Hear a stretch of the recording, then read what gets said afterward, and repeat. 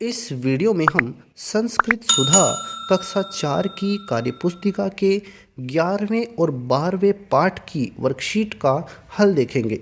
सबसे पहले देखते हैं 11वें पाठ की वर्कशीट का हल। इस 11वें पाठ में कुछ सूक्तियाँ दी गई हैं, बहुत ही महत्वपूर्ण सूक्तियाँ हैं जिनको हम अपने जीवन में धारण कर सकते हैं। तो पहला प्रश्न है इसमें, उच्चारणम कृत्वा लिखत, उच्चारण करके लिखो। आपको उच्चारण करके ऐसे ही लिखना है, कोई चेंज नहीं करना है, उच्चारण करना है और नीचे इनको लिख देना है। जैसे आचार्य है परमो धर्म है, आपने उच्चारण किया आचार्य है परमो धर्म है, तो आप इसको ऐसे ही लिख देंगे आचार्य है परमो धर्म है। विद्या ददाति विनयम, विद्या ददाति विनयम, आप भी ऐसे ही लिखेंगे विद्या ददाति विनयम। आगे देखते हैं, विद्या धनम सर्वधन प्रधानम, विद्या धनम सर्वधन प्रधानम, विद्या धनम सर्वधन प्रधानम। इसी तरह से लिखना है सत्यमेव जयते, सत्यमेव जयते, विद्वान सर्वत्र पूज्यते, विद्वान सर्वत्र पूज्यते। इसी तरह से लिखेंगे लोभ है पापस्य कारणम, लोभ पाप का कारण होता है, लोभ है पापस्य कारणम। इसी तरह से लिख देंगे मातृदेवो भव, आप भी मातृदेवो भव, आप इसी तरह से लिखेंगे शीलम परम भूषणम, शीलम परम भूषणम। इस तरह से लिखेंगे श्रद्धावान लभते ज्ञानम, श्रद्धावान लभते ज्ञानम। तो इसी तरह से लिखना है सर्वे भवन्तु सुखिनः, सर्वे भवन्तु सुखिनः। इसी तरह से लिखेंगे माता भूमि पुत्रोहम पृथित्व्या, पृथ्वीत्वा। तो इसी तरह से आप इसको लिख देंगे। तो आगे देखते हैं अब हम पाठ 12 की वर्कशीट का हल। ये 11 की पाठ 11 की वर्कशीट का हल हमने देख लिया है, उसमें हमें कुछ नहीं करना है, बस यहाँ पर जो सूक्तियाँ दी गई हैं इन्हें ऐसे ही पढ़ करके इनका उच्चारण करके आपको ऐसे ही लिख देना है। अब हम देखते हैं इसमें पाठ 12 है, द्वादश है पाठ है, यानी 12वां पाठ। अस्माकम देश है, हमारा देश। तो इस पर देखिए यहाँ पर आपको कुछ प्रश्न पूछे गए हैं, आपको इनके उत्तर लिखने हैं। पहला प्रश्न है इसमें, अस्माकम देश है कीदृश है अस्ति, हमारा देश कैसा है, कैसा है हमारा देश। तो आप उत्तर में लिखेंगे अस्माकम देश है अतीव शोभनः अस्ति, हमारा देश बहुत ही सुंदर है। ये आप यहाँ पर लिख देंगे। अगला प्रश्न है, पर्वत राज है हिमालय है भारतस्य कस्मिन् भागे अस्ति, पर्वतों का राजा हिमालय भारत के किस दिशा में स्थित है। तो इसमें आप क्या लिखेंगे, उत्तर में पर्वत राज है हिमालय है भारतस्य उत्तर भागे अस्ति, पर्वत राज हिमालय भारत के उत्तर दिशा में स्थित है। आगे नदीषु का प्रमुखा अस्ति, नदियों में कौन प्रमुख है।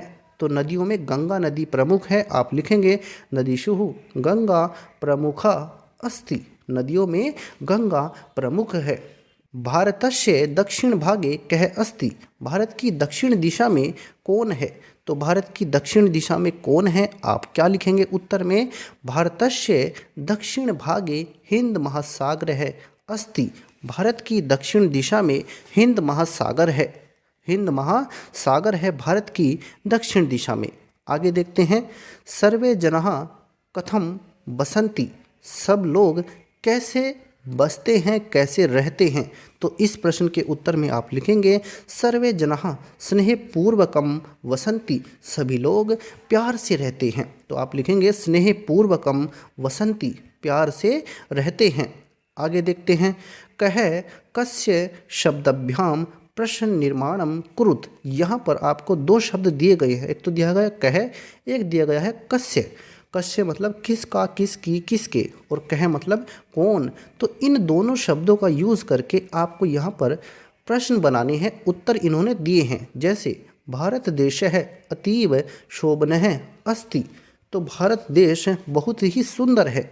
तो आप ये उत्तर है, इससे प्रश्न बनाएंगे, कह अतीव शोभनः अस्ति, कौन बहुत ही सुंदर है। तो भारत देश है अतीव शोभनः अस्ति, इसका प्रश्न आप बना देंगे, कह अतीव शोभनः अस्ति, अति सुंदर बहुत ही सुंदर कौन है। तो बाद में क्वेश्चन मार्क लगाएंगे, प्रश्न हमने बनाया है तो बाद में क्वेश्चन मार्क लगेगा, प्रश्नवाचक चिन्ह लगेगा। दूसरा प्रश्न है, भारतस्य उत्तरभागे हिमालयः अस्ति। भारत की उत्तर दिशा में हिमालय स्थित है। तो आप इसका प्रश्न कैसे बनाएंगे? कस्य उत्तरभागे हिमालयः अस्ति, किसके उत्तर दिशा में हिमालय स्थित है। तो आप यहाँ पर इस तरह से प्रश्न बनाएंगे कस्य शब्द का यूज करके। उत्तर प्रदेशस्य राजधानी लखनऊ अस्ति। उत्तर प्रदेश की राजधानी लखनऊ है। तो प्रश्न निर्माण करेंगे कस्य राजधानी लखनऊ अस्ति, किसकी राजधानी लखनऊ है। बाद में क्वेश्चन मार्क लगाएंगे यहाँ पर भी, यहाँ पर भी। तो इस तरह से कस्य शब्द का यूज़ करके हमने प्रश्न का निर्माण कर दिया है। हिमालय है पर्वतराज है अस्ति। हिमालय है पर्वतराज है अस्ति। हिमालय पर्वतों का राजा है। तो प्रश्न बनाएंगे कह पर्वतराज है अस्ति, कौन पर्वतों का राजा है। बाद में क्वेश्चन मार्क लगेगा। इस तरह से आप प्रश्न का निर्माण कर देंगे। तो ये 4 यहाँ पर हमने प्रश्नों का निर्माण कर दिया है। आगे देखते हैं, इसमें तीसरा प्रश्न है हमारा, अधोलिखितान शब्दान मानचित्रे यथोचितम लिखत। तो यहाँ पर इस मंजूषा में कुछ शब्द दिए गए हैं, आपको मानचित्र में उनको उनकी सही स्थिति में भरना है। जो जहाँ पर आएगा वहाँ पर उसको भरना है। तो यहाँ पर मंजूषा से इन शब्दों को हमने भर दिया है। हम आपको नक्शे पर इन्हें समझा देते हैं। देखिए, जो भारत का नक्शा है ये पूर्व दिशा होती है, पश्चिम दिशा होती है, ऊपर उत्तर दिशा और नीचे दक्षिण दिशा होती है। तो यहाँ पर उत्तर भाग है मतलब उत्तर दिशा ऊपर है, पूर्व भाग है पूर्व दिशा इधर है, पश्चिम भाग है ये पश्चिम दिशा है, और इसी तरह से नीचे दक्षिण भाग है ये दक्षिण दिशा है। इस तरह से इन 4 दिशाओं को हम भर देंगे। इसके बाद यहाँ पर 2 देशों के नाम दिए गए हैं, उन्हें भी आपको भरना है। तो 2 देशों के नाम आप भरेंगे, एक तो म्यांमार देश है और एक पाकिस्तान देश है। इनको भी हमने भरा है। म्यांमार देश है और पाकिस्तान देश है, ये इधर आएंगे। म्यांमार इस तरफ पूर्व में और पाकिस्तान इधर पश्चिम दिशा में आएगा। इसके बाद यहाँ पर हिमालय है आप लिख देंगे। हिमालय भारत में यहाँ से शुरू होकर के इस तरह से जाता है। तो ये हिमालय का विस्तार है भारत में। तो आप यहाँ से शुरू कर देंगे, यहाँ पर लिख सकते हैं। तो यहाँ पर आप लिख दीजिए हिमालय है। तो यहाँ पर आप हिमालय लिख देना। तो इस तरह से हम इन शब्दों को इस नक्शे पर लिख देंगे। तो हिमालय का ये विस्तार हो जाएगा। तो इस तरह से आप इसे पूरा करेंगे तीसरे प्रश्न को। आगे देखते हैं, इसमें हम चौथा प्रश्न है, उदाहरणानुसारम वचन परिवर्तनम कुरुत। उदाहरण के अनुसार इनके वचन आपको बदलने हैं। एक वचनम बहुवचनम, एक वचन से बहुवचन बदलना है। जैसे देशः देशः।